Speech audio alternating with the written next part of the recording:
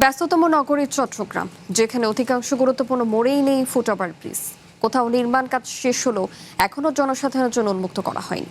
ফলে প্রতিনিয়ত ঝুঁকি নিয়ে সড়ক পারাপার করতে হচ্ছে নগরবাসীকে।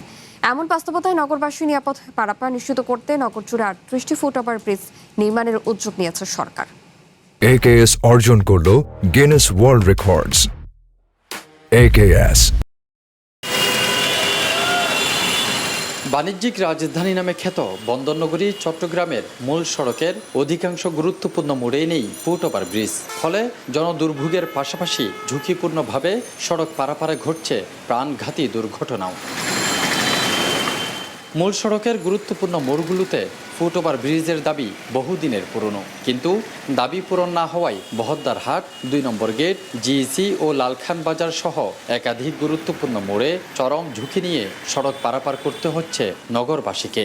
এই মোড়ে প্রায় এই পর্যন্ত ৮ থেকে ১০ জন লোক অ্যাক্সিডেন্টে মারা গেছে, শুধুমাত্র তাড়াহুড়োর কারণে ঝুঁকিপূর্ণভাবে রাস্তা পারাপার হতে গিয়ে। গাড়ির যেভাবে কোনো ব্রেক করে না, যে স্পিডে চলে যায়, আমরা বার হতে অনেক কষ্ট, অনেক ঝামেলা। এদিকে নগরীর বহদ্দার হাট এলাকায় একটি ফুটওভার ব্রিজের নির্মাণ কাজ শেষ হলেও এখনও তা সাধারণ মানুষের জন্য উন্মুক্ত করা হয়নি। আবার মুরাদপুর মোড়ের ফুটওভার ব্রিজে অবৈধভাবে দোকান বসানোই হাঁটা চলায় বিভাগে পড়ছেন পথচারীরা।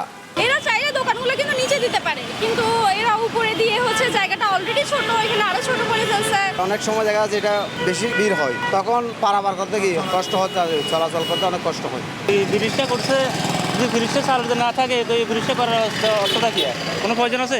নগর জুড়ে 37 কোটি 50 লাখ টাকা ব্যয়ে 38টি ফুটওভার ব্রিজ নির্মাণের পরিকল্পনা গ্রহণ করা হয়েছে। এর মধ্যে 35টি বাস্তবায়ন করবে চট্টগ্রাম সিটি কর্পোরেশন এবং বাকি 3টি চট্টগ্রাম উন্নয়ন কর্তৃপক্ষ।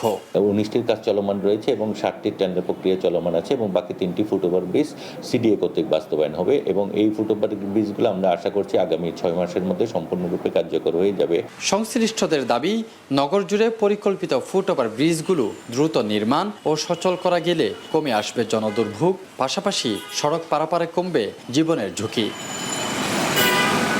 তাফিম আলমগীর, ওয়ান নিউজ, চট্টগ্রাম।